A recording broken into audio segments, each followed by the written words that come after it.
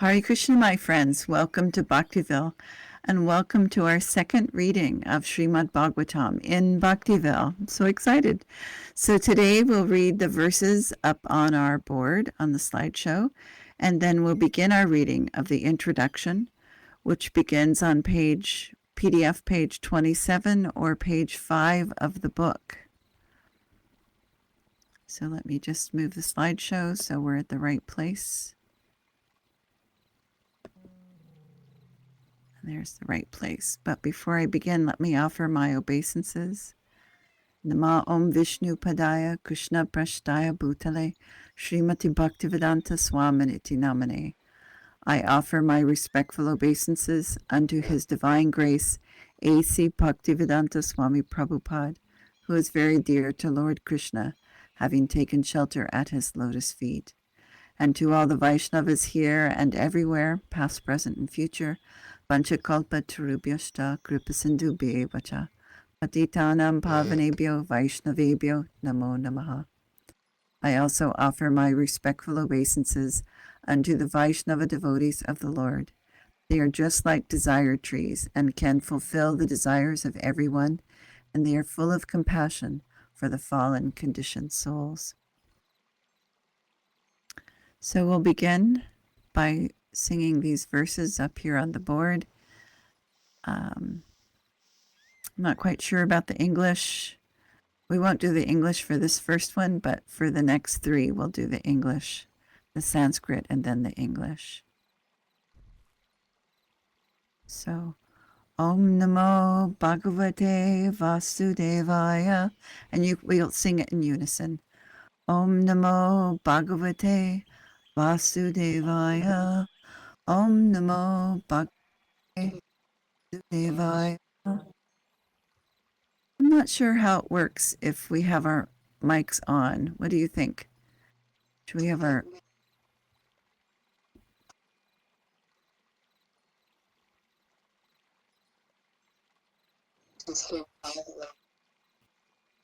I think have everyone's mics muted except mine, and people can sing it along at home as long as you want. Yes, Ocean Man says there are some delays.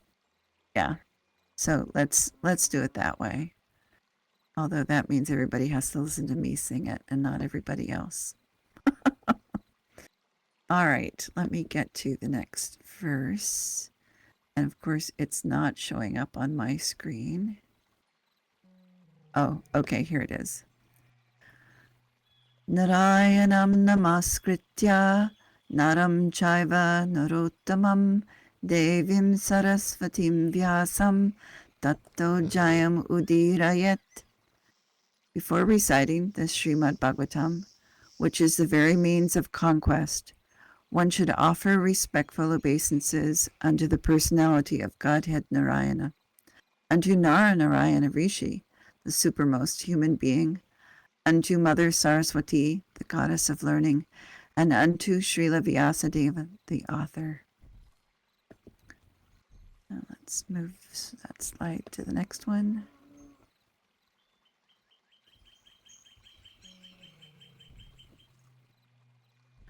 Shinvatam Swakata Krishna Punya Shravana Kirtana Hridyanta Stohya Padrani Vidunoti Suhrit Satam.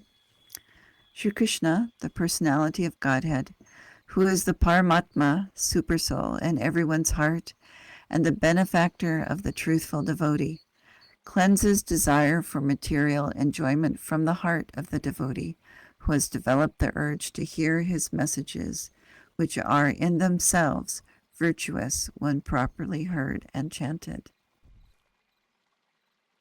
And then the next verse on our board. Nashta prayeshva bhadreshu nityam bhagavata sevaya bhagavati uttama shloke bhaktir bhavati naishtiki. By regular attendance in classes on the Bhagavatam, and by rendering of service to the pure devotee, all that is troublesome to the heart is almost completely destroyed, and loving service unto the personality of Godhead, who is praised with transcendental songs, is established as an irrevocable fact. All right, so Ocean Man, if you don't have a copy of this, it's in that little pink box to the left of Bhaktiville. There'll be a link there in the note card to the PDF that we're using. Okay, good. You've got it. All right, so we're reading the introduction, which is page 27 of the PDF or page 5 of the book. The concept of God and the conception of absolute truth are not on the same level. The Srimad Bhagavatam hits on the target of the absolute truth. The conception of God indicates the controller, whereas the conception of the absolute truth indicates the summum bonum, or the ultimate source of all energies. There is no difference of opinion about the personal feature of God as the controller, because a controller cannot be impersonal. Of course, modern government, especially democratic government, is impersonal to some extent, but ultimately the chief executive head is a person, and the impersonal feature of government is subordinate to the personal feature. So without a doubt, whenever we refer to control over others, we must admit the existence of a personal feature. Because there are different controllers for different managerial positions, there may be many small gods.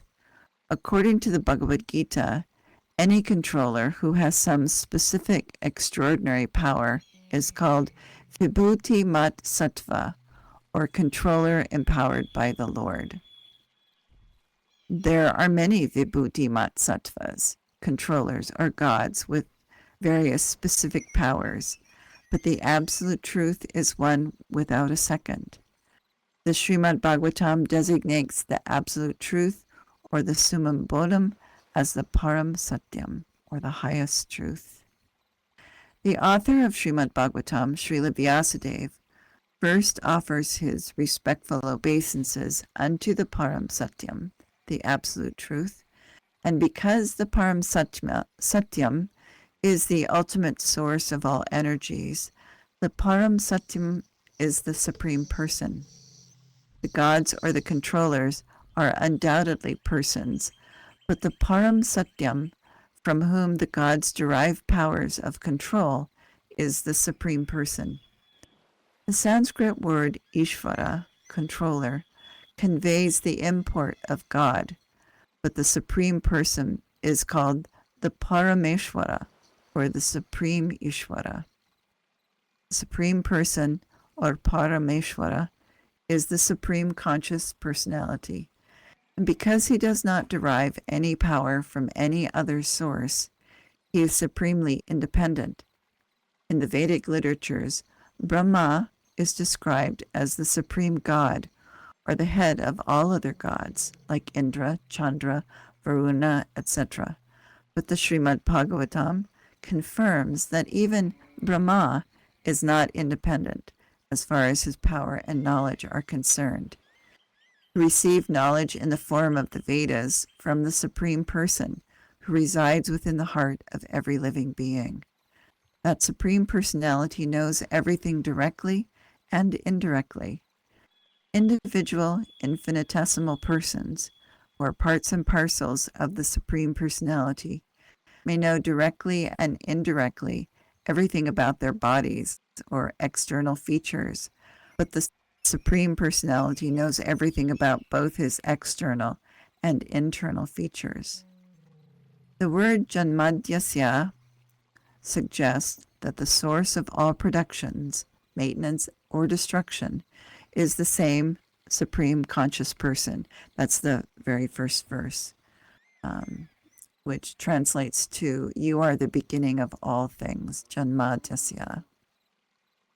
Even in our present experience, we can know that nothing is generated from inert matter, but inert matter can be generated from the living entity. For instance, by contact with the living entity, the material body develops into a working machine. Men, with a poor fund of knowledge, mistake the bodily machinery to be the living being. But the fact is that the living being is the basis of the bodily machine. The bodily machine is useless as soon as the living spark is away from it.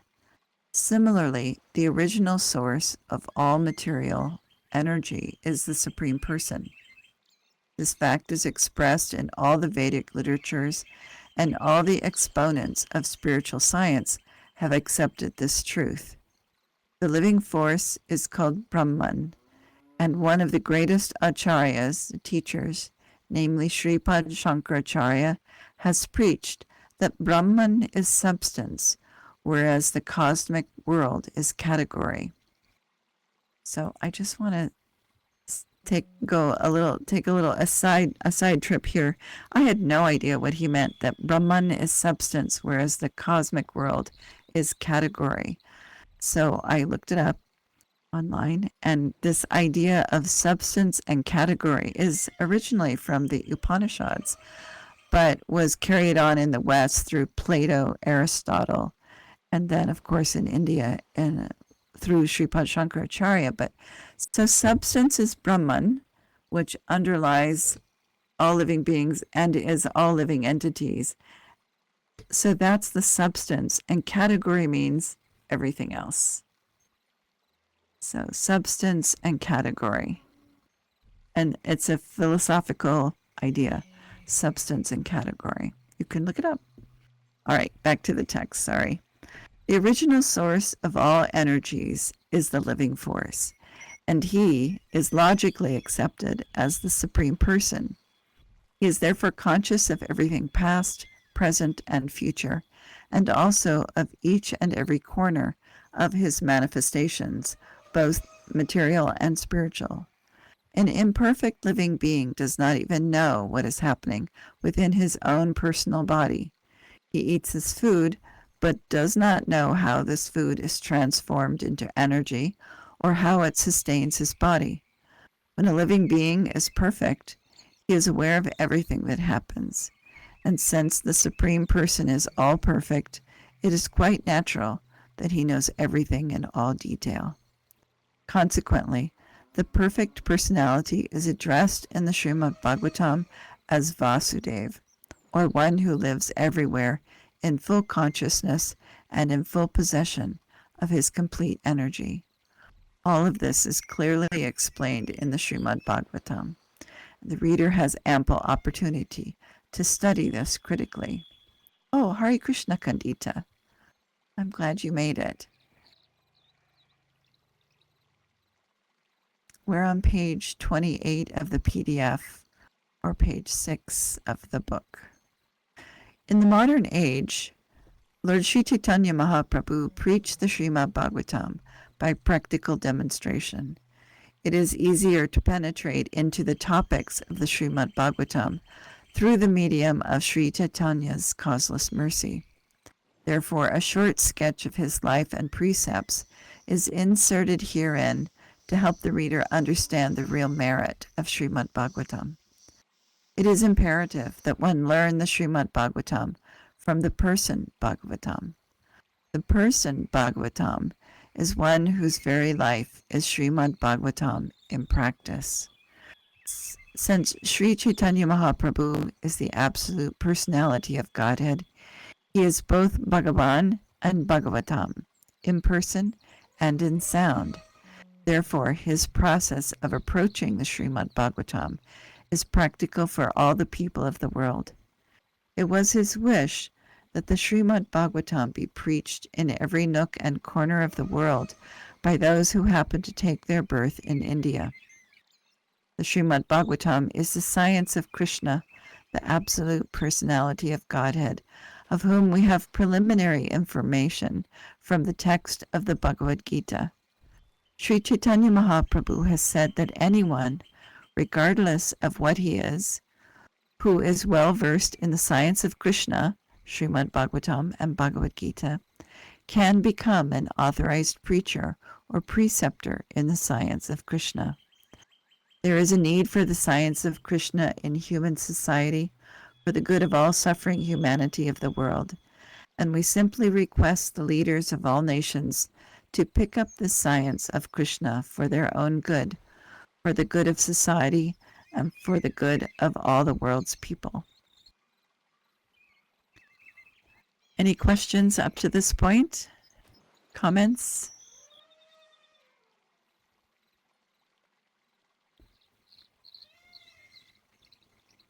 Okay, not yet. All right, here we go. A short sketch of the life and teachings of Lord Chaitanya, the preacher of Srimad Bhagavatam.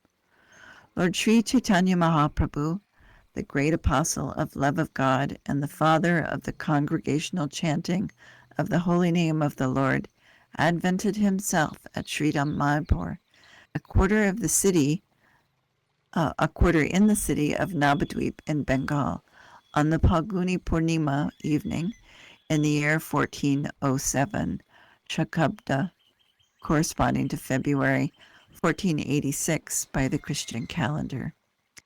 His father, Sri Jagannath Mishra, a learned Brahmana from the district of Sylhet, came to Navadvip as a student, because at that time Navadvip was considered to be the center of education and culture. He domiciled on the banks of the Ganges after marrying Srimati Shachi Devi, a daughter of Srila Nilambara Chakravarti, the great learned scholar of Navadvip. Jagannath Mishra had a number of daughters by his wife Srimati Shachi Devi, and most of them expired at an early age. Two surviving sons, Sri Vishvarupa and Vishvambar, became at last the object of their paternal affection.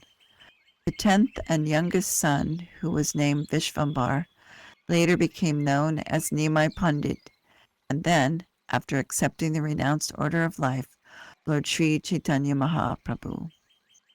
Lord Sri Chaitanya Mahaprabhu exhibited his transcendental activities for 48 years and then disappeared in the year 1455, Shakabda, at Puri, and that's 1534 AD.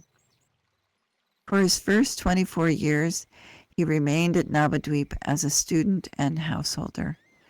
His first wife was Srimati Lakshmi Priya, who died at an early age when the Lord was away from home. When he returned from East Bengal, he was requested by his mother to accept a second wife, and he agreed. His second wife was Srimati Vishnupriya Devi, who bore the separation of the Lord throughout her life, because the Lord took the order of sannyas at the age of 24, when Srimati Vishnupriya was barely 16 years old. After taking sannyas, the Lord made his headquarters at Jagannath Puri, due to the request of his mother, Srimati Shachi Devi. The Lord remained for 24 years at Puri. For 6 years of this time, he traveled continuously all over India, and especially throughout southern India, preaching the Srimad Bhagavatam. Lord Chaitanya not only preached the Srimad Bhagavatam, but propagated the teaching of the Bhagavad Gita as well in the most practical way. In the Bhagavad Gita, Lord Sri Krishna is depicted as the absolute personality of Godhead, and his last teachings in that great book of transcendental knowledge instruct that one should give up all the modes of religious activities and accept him, Lord Sri Krishna, as the only worshipable Lord. The Lord then assured that all his devotees would be protected from all sorts of sinful acts, and that for them there would be no cause for anxiety. Unfortunately, despite Lord Sri Krishna's direct order and the teachings of the Bhagavad Gita, less intelligent people misunderstand him to be nothing but a great historical personality, and thus they cannot accept him as the original personality of Godhead. Such men with a poor fund of knowledge are misled by many non-devotees. Thus the teachings of the Bhagavad Gita were misinterpreted even by great scholars. After the disappearance of Lord Sri Krishna, there were hundreds of commentaries on the Bhagavad Gita by many erudite scholars, and almost every one of them was motivated by self-interest. Lord Sri Chaitanya Mahaprabhu is the self-same Lord Sri Krishna.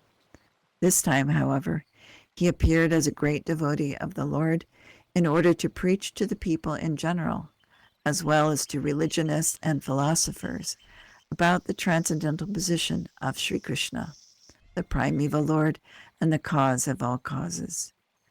The essence of his preaching is that Lord Sri Krishna, who appeared at Brajabhumi, Vrindavan, is the son of the king of Braj, Nanda Maharaj, and is the supreme personality of Godhead and therefore worshipable by all.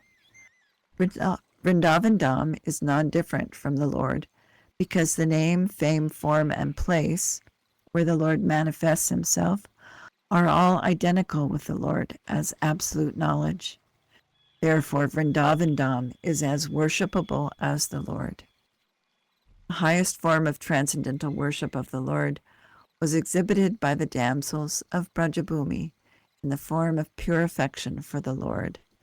And Lord Sri Chaitanya Mahaprabhu recommends this process as the most excellent mode of worship. He accepts the Srimad Bhagavatam Purana as the spotless literature for understanding the Lord, and he preached that the ultimate goal of life for all human beings is to attain the stage of prema, or love of God.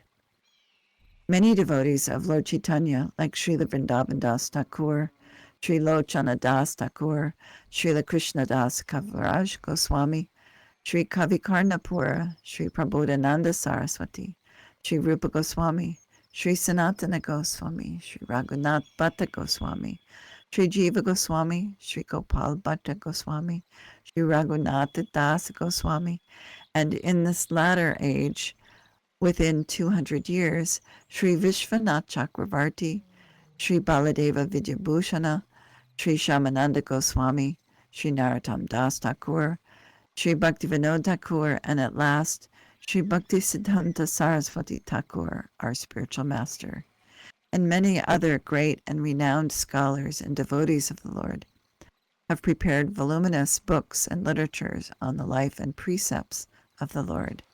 Such literatures are all based on the Shastras, like the Vedas, Puranas, Upanishads, Ramayana, Mahabharata, and other histories, and authentic literatures approved by the recognized acharyas. They are unique in composition and unrivaled in presentation, and they are full of transcendental knowledge. Unfortunately, the people of the world are still ignorant of them.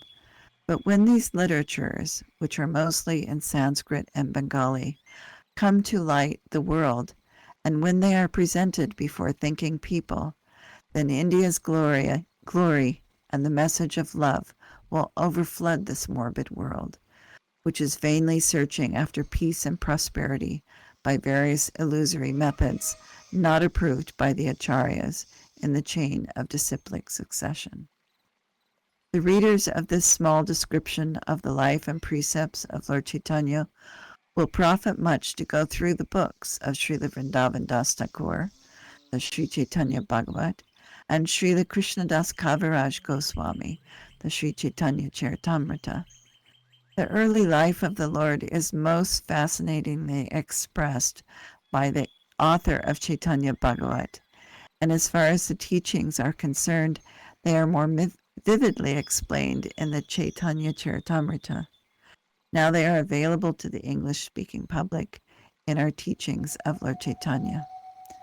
The Lord's early life was recorded by one of his chief devotees and contemporaries, namely Srila Murari Gupta, a medical practitioner of that time. The latter part of the life of Sri Chaitanya Mahaprabhu was recorded by his private secretary, Sri Damodar Goswami, or Srila Swarup Damodar, who was practically a constant companion of the Lord at Puri. These two devotees recorded practically all the incidences of the Lord's activities, and later on, all the books dealing with the Lord, which are above mentioned, were composed on the basis of karchas or tributes by Srila Damodar Goswami and Murari Gupta. So the Lord advented himself on the Phalguni Purnima evening of 1407 Shakabda. And it was by the will of the Lord that there was a lunar eclipse on that evening. During the hours of eclipse, it was the custom of the Hindu public to take bath in the Ganges or any other sacred river and chant the Vedic mantras for purification. When Lord Chaitanya was born during the lunar eclipse, all India was roaring with the holy sound of Hare Krishna, Krishna Krishna, Hare Hare, Hare Rama, Rama Rama, Hare Hare. These 16 names of the Lord are mentioned in many Puranas and Upanishads, and they are described as the Tarika Brahmanam of this age. It is recommended in the Shastras that offenseless chanting of these holy names of the Lord can deliver a fallen soul from material bondage. There are innumerable names of the Lord, both in India and outside, and all of them are equally good because all of them indicate the Supreme Personality of Godhead. But because these 16 are especially recommended for this age, people should take advantage of them and follow the path of the great acharyas who attain success by practicing the rules of the Shastras, the revealed scriptures. The simultaneous occurrence of the Lord's appearance and the lunar eclipse indicated the distinctive mission of the Lord. This mission was to preach the importance of chanting the holy names of the Lord in this age of Kali, or quarrel. In this present age, quarrels take place over even trifles, and therefore the Shastras have recommended for this age a common platform for realization, namely chanting the holy names of the Lord. People can hold meetings to glorify the Lord in their respective languages and with melodious songs, and if such performances are executed in an offenseless manner, it is certain that the participants will gradually attain spiritual perfection without having to undergo more rigorous methods. At such meetings, everyone, the learned and the foolish, the rich and the poor, the Hindus and the Muslims, the Englishmen and the Indians, the Chandala and the Brahmanas, can all hear the transcendental sounds and thus cleanse the dust of material association from the mirror of the heart. To confirm the Lord's mission, all the people of the world will accept the holy name of the Lord as the common platform for the universal religion of mankind. In other words, the advent of the holy name took place along with the advent of Lord Sri Chaitanya Mahaprabhu. When the Lord was on the lap of his mother, he would at once stop crying as soon as the ladies surrounding him chanted the holy names and clapped their hands. This peculiar incident was observed by the neighbors with awe and veneration. Sometimes the young girls took pleasure in making the Lord cry and then stopping him by chanting the holy name. That's funny. So from his very childhood, the Lord began to preach the importance of the holy name. In his early age, Lord Sri Chaitanya was known as Nimai. This name was given by his beloved mother because the Lord took his birth beneath a nim tree in the courtyard of his paternal house. When the Lord was offered solid food at the age of 6 months in the Annaprasana ceremony, the Lord indicated his future activities. At this time, it was customary to offer the child both coins and books in order to get some indication of the future tendencies of the child. The Lord was offered on one side coins and on the other side the Srimad Bhagavatam. The Lord accepted the Bhagavatam instead of the coins. So this next paragraph, there's a picture there. This picture goes with this next paragraph there on the slideshow. So when he was a mere baby, crawling in the yard, one day a snake appeared before him, and the Lord began to play with it. All the members of the house were struck with fear and awe, but after a little while the snake went away, and the baby was taken away by his mother. Once he was stolen by a thief, who intended to steal his ornaments. But the Lord took a pleasure trip on the shoulder of the bewildered thief, who was searching for a solitary place in order to rob the baby. It so happened that the thief, wandering hither and thither, finally arrived just before the house of Jagannath Mishra, and, being afraid of being caught, dropped the baby at once. Of course, the anxious parents and relatives were glad to see the lost child again. Once a pilgrim Brahmana was received at the house of Jagannath Mishra, and when he was offering food to the Godhead, the Lord appeared before him and partook of the prepared food. The eatables had to be rejected because the child had touched them, and so the Brahmana had to make another preparation. The next time, the same thing happened, and when this happened repeatedly for the third time, the baby was finally put to bed. At about 12 at night, when all the members of the house were fast asleep within their closed rooms, the pilgrim Brahmana offered his specially prepared foods to the deity, and, in the same way, the baby Lord appeared before the pilgrim and spoiled his offerings. The Brahmana then began to cry, but since everyone was fast asleep, no one could hear him.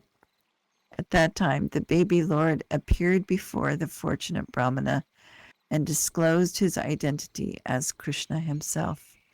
The Brahmana was forbidden to disclose this incident, and the baby returned to the lap of his mother. There are many similar incidences in his childhood.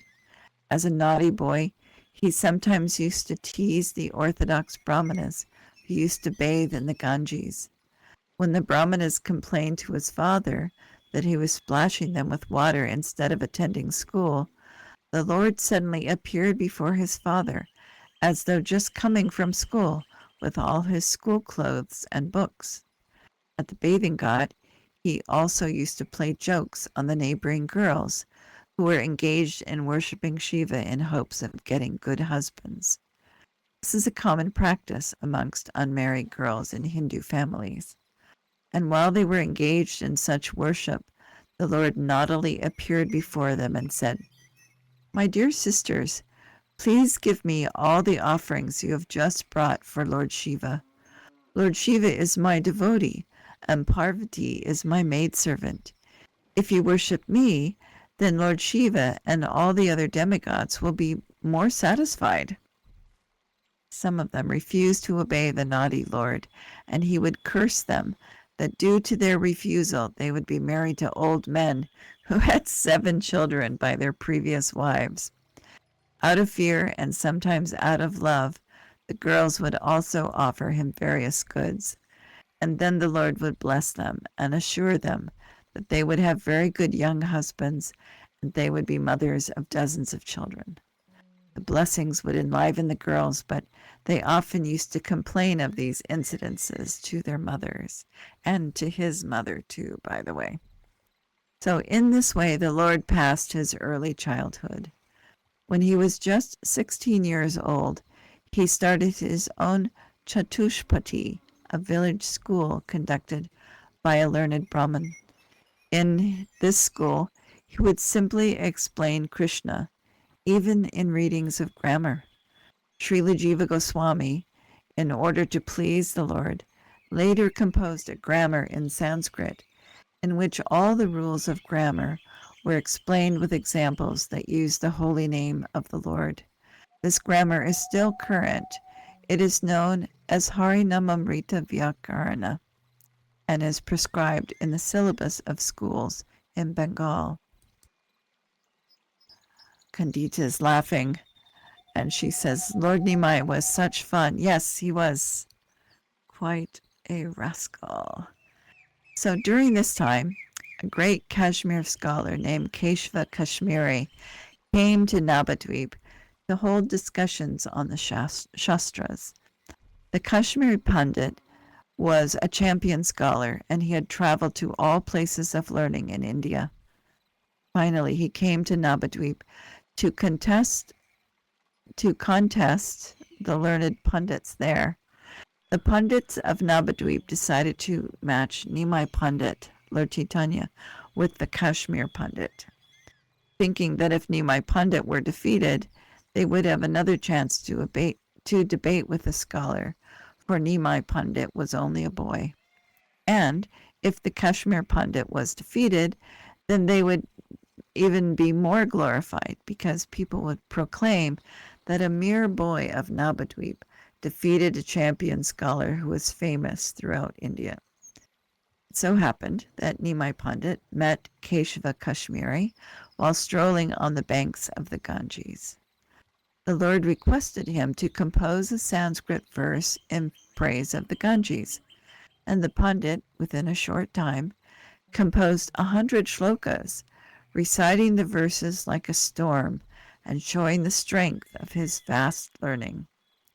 Nimai Pandit at once memorized all the shlokas without an error. He quoted the 64th shloka and pointed out certain rhetorical and literary irregularities.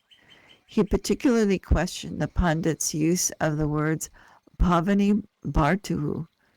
He pointed out that the use of these two words was redundant. Bhavani means the wife of Shiva, and who else can be her bharta or husband? He also pointed out several other discrepancies, and the Kashmir Pandit was struck with wonder. He was astonished that a mere student of grammar could point out the literary mistakes of an erudite scholar. Although this matter was ended prior to any public meeting, the news spread like wildfire all over Navadvip. But finally, Keshava Kashmiri was ordered in a dream by Saraswati, the goddess of learning, to submit to the Lord, and thus the Kashmir Pandit became a follower of the Lord. Let me just look and see where we are in this. Let me read this next paragraph. It's a little bit long, but it also is this next slide there on the slideshow. The Lord was then married with great pomp and gaiety, and at this time he began to preach the congregational chanting of the holy name of the Lord at Navadvip. Some of the Brahmanas became envious of his popularity, and they put many hindrances on his path. They were so jealous that they finally took the matter before the Muslim magistrate at Navadvip. Bengal was then governed by Pathans, and the governor of the province was Nawab Hussain Shah. The Muslim magistrate of Navadvip took up the complaints of the Brahmanas seriously, and at first he warned the followers of Nimai Pandit not to chant loudly the name of Hari.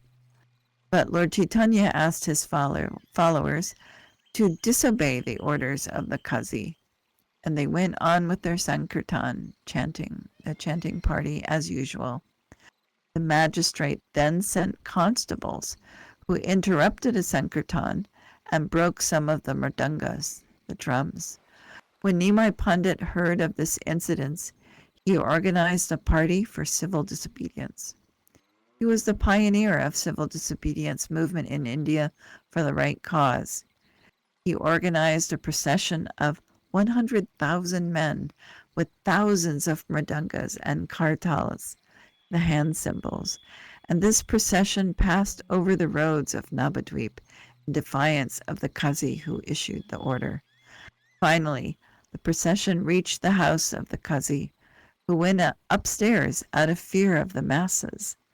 The great crowds assembled at the Qazi's house and displayed a violent temper, but the Lord asked them to be peaceful. Kandita says they were the original protesters. Yes. At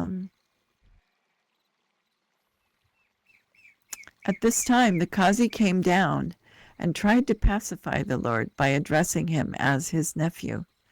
He pointed out that Nilambara Chakravarti referred to him as an uncle, and consequently, Srimati Shachi Devi, the mother of Nimai Pandit, was his sister.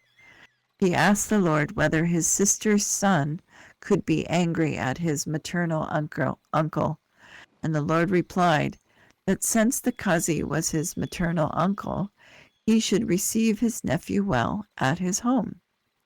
In this way, the issue was mitigated, and the two learned scholars began a long discussion on the Quran and the Hindu Shastras. The Lord raised the question of cow killing, and the Qazi promptly answered him by referring to the Quran. In turn, the Qazi also questioned the Lord about cow sacrifice in the Vedas, and the Lord replied that such sacrifice as mentioned in the Vedas is not actually cow killing. In that sacrifice, an old bull or cow was sacrificed for the sake of receiving a fresh, younger life by the power of Vedic mantras. But in the Kali Yuga, such cow sacrifices are forbidden because there are no qualified brahmanas capable of conducting such a sacrifice. In fact, in Kali Yuga, all yajnas, or sacrifices, are forbidden because they are useless attempts by foolish men. In Kali Yuga, only the Sankirtan Yajna is recommended for all practical purposes. Speaking in this way, the Lord finally convinced the Qazi, who became the Lord's follower. The Qazi thenceforth declared that no one should hinder the Sankirtan movement, which was started by the Lord, and the Qazi left this order in his will for the sake of his progeny. The Qazi's tomb still exists in the area of Navadvip, and Hindu pilgrims go there to show their respects. The Qazi's descendants are residents, and they never objected to Sankirtan, even during the Hindu-Muslim riots. So I think we'll stop there and pick it up next time. Kandita says, Hare Krishna. Any comments, questions? Oh. Ocean Man says, this may be an ignorant question, so my apologies if it is meaningless. It is said in reference to the Mahamantra, these 16 names, but it's only 3 names. So why do we chant them in the specific design of 16? And are they different because of their position in the mantra? Are they considered each different as a noun, verb, or adjective to give significant individual meaning? It is only 3 words, and they are in that order. I don't know. Lord Chaitanya chanted it that way. I've never heard anything about that. I know that Hare is the vocative, like Hey Hare. That's pretty much all I know. Kandita, do you want to address that question? Have any comments about that? I think this is just what the Lord created, and therefore it's all auspicious, and that it's just what He decided to do. And there can really be no other explanation. It's the Maha Mantra that contains all the other mantras, and it's just how the Lord decided to manifest himself in that way. And I don't think there can be any limitation put on it or any categorization put on it as far as, noun, verb, or adjectives. Hare, like you said, is invocative of the energy of the Lord. I was told, oh, energy of the Lord, which is Srimati Radharani, please engage me in Krishna's service. And Krishna just means the all attractive one. And Rama is also can be to Lord Ram, as in Ramchandra, and Rama as in Lord Balaram, depending on who the chanter is wanting to focus on. And so that's just, it's just like, well, why is this sky blue and why is Krishna blue? And it's just what the sweet Lord decided that this is what he wanted. So, anyway, that's all I have to say. There's no particular reason.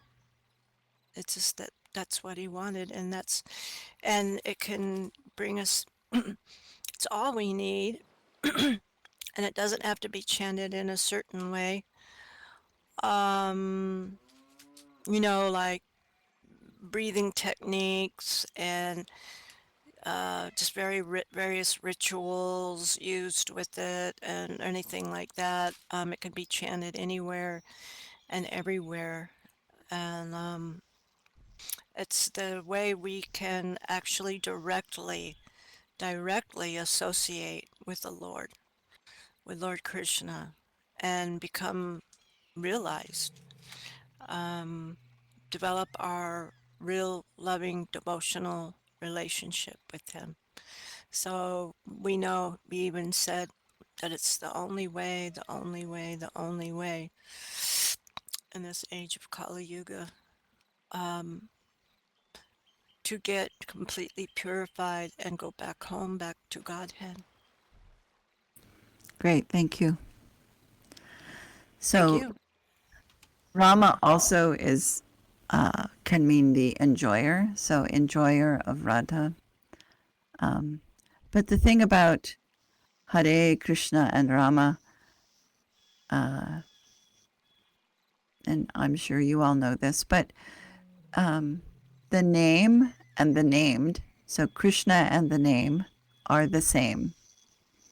So as Kandita was saying, chanting purifies us, but chanting is our